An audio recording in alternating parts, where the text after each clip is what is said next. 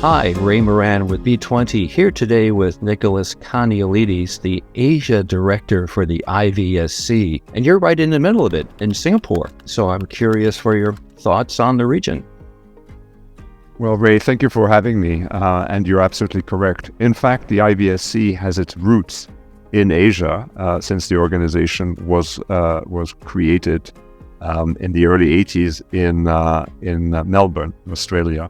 And of course, now we have an office in Singapore, very much in the thick of things. At last count, we have, I think, about 67 member organizations, so over a third of our member organizations coming from the Asia Pacific. That's very impressive. And in fact, I know there are several IVSC committee members within the Asia Pacific region. So I think the region is very well represented in real property, plant machinery, and business valuation. Yes, and also the Financial Instruments Board. And they're not only the technical board, so you mentioned the technical boards, and then you have this the Standards Review Board, which oversees everything.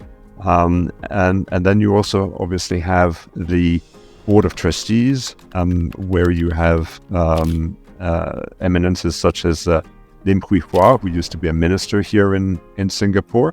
And then we have created very recently an Asia committee, which is headed by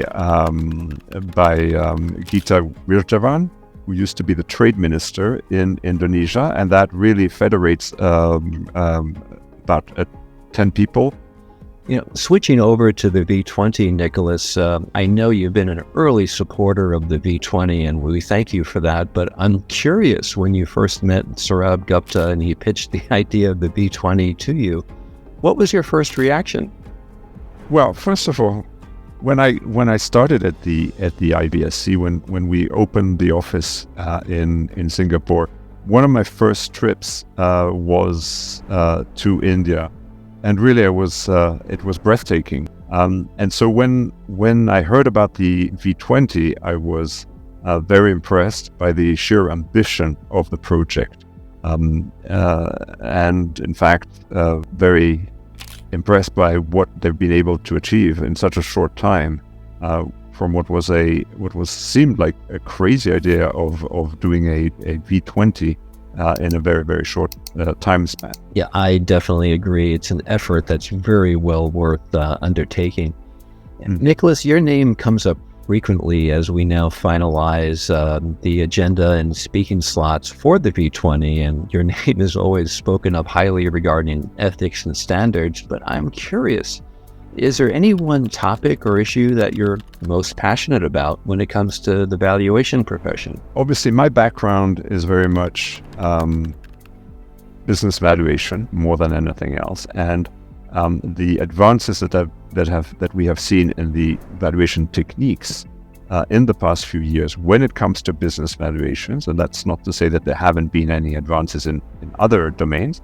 Nicolas, thank you so much. Any final thoughts for the audience that you'd like to share, either V20 or just on the valuation profession? Well, I'm sure the V20 is going to be a great success.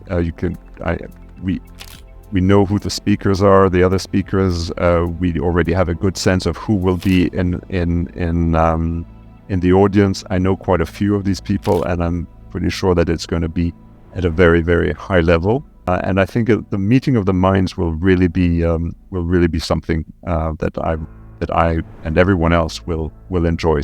Thank you so much for your time today. This has been a very enjoyable discussion, and I really am looking forward to seeing you in New Delhi.